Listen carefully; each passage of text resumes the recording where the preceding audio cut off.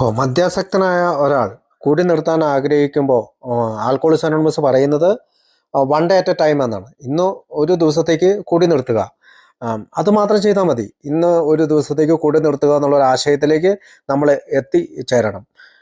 പ്രത്യേകിച്ച് നമ്മൾ ഈ സ്റ്റെപ്പ് എടുക്കുമ്പോൾ അല്ലെങ്കിൽ പടി എടുക്കുമ്പോൾ നമുക്ക് കിട്ടുന്നത് നമ്മുടെ ഹയർ പവറുമായിട്ട് ഒരു ബന്ധം സ്ഥാപിച്ചെടുക്കലാണ്. അല്ലെങ്കിൽ ദൈവത്തിന് ഒരു പൂർണ്ണമായിട്ട് മനസ്സിലാക്കാനോ അല്ലെങ്കിൽ മനസ്സിലാക്കിക്കൊണ്ടിരിക്കാനോ ഉള്ള ഒരു അവസ്ഥയിലേക്ക് ഞാൻ കടന്നു വരുമ്പോൾ ഞാൻ സ്വാതന്ത്ര്യം നേടുന്നത് മദ്യത്തിൽ നിന്നാണ്.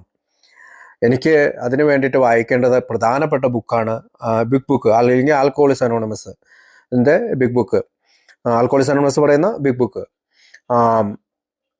നമുക്കറിയാം, ഈ സ്റ്റെപ്പ് 4 ഒക്കെ ചെയ്യുമ്പോൾ നമ്മൾ പലപ്പോഴും ചിന്തിക്കും നമുക്ക് ഒറ്റ പ്രാവശ്യം അല്ലെങ്കിൽ ഒറ്റ തവണ ചെയ്യാൻ തീർക്കേണ്ടതാണ് സ്റ്റെപ്പ് 4 എന്ന്. അല്ല, നമുക്ക് റെഗുലർ ബേസിസിൽ ഇത് ചെയ്യേണ്ടി വരും. നമ്മൾ 4-ാം പടി വീണ്ടും ചെയ്യേണ്ടി വരും. തെറ്റുകൾ ചെയ്യുമ്പോഴെല്ലാം 10-ാം പടിയിൽ നമ്മൾ ഏറ്റുപറയേണ്ടി വരും. അപ്പോൾ പല സ്റ്റെപ്പുകളും നമ്മൾ വീണ്ടും വീണ്ടും ജീവിതാവസാനം വരെ ചെയ്തുകൊണ്ടിരിക്കേണ്ടതാണ്. അപ്പോൾ മറ്റ് അംഗങ്ങളുടെ അനുഭവങ്ങളുമായിട്ട് നമ്മുടെ അനുഭവങ്ങളെ കൂട്ടിച്ചേർത്ത് വെച്ചുകൊണ്ടാണ് നമ്മൾ ഈ ഫൗണ്ടേഷൻ സ്റ്റോണും കോർണർ സ്റ്റോണും കീ സ്റ്റോണും അല്ലെങ്കിൽ ആണിക്കല്ല്, മൂലക്കല്ല്, അടിക്കല്ല് എന്ന് പറയുന്ന ഈ കല്ലുകൾ കണ്ടുപിടിക്കാനായിട്ട് ശ്രമിക്കുന്നത്.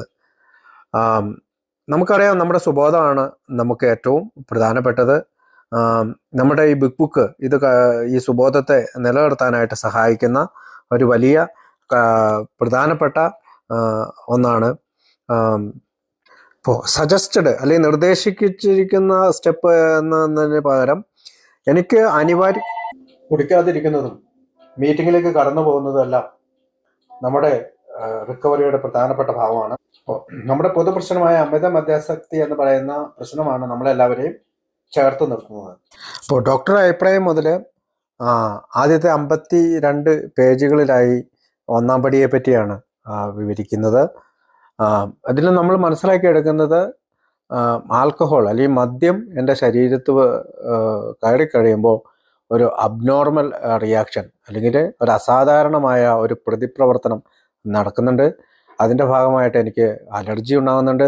അടുത്തതായിട്ട് എനിക്ക് ക്രേവിംഗ് ഉണ്ടാകുന്നുണ്ട്. മെൻ്റൽ ഒബ്സഷൻ്റെ ഭാഗമായിട്ട് അല്ലെങ്കിൽ മാനസികമായിട്ട് വീണ്ടും വീണ്ടും കുടിക്കണമെന്നുള്ള ഒരു കാര്യം എൻ്റെ ശരീരത്ത് സംഭവിക്കുന്നുണ്ട് എന്ന് ഞാൻ കൃത്യമായി മനസ്സിലാക്കണം. അതെന്നെ റെസ്റ്റ്ലെസ് ഇറിറ്റബിൾ ഡിസ്കണ്ടന്റിലേക്ക് അല്ലെങ്കിൽ അസ്വസ്ഥനും ചുണ്ടിക്കാരനും അസംതൃപ്തനുമാകുന്ന ഒരവസ്ഥയിലേക്ക് ഞാൻ എത്തിച്ചേരുന്നു.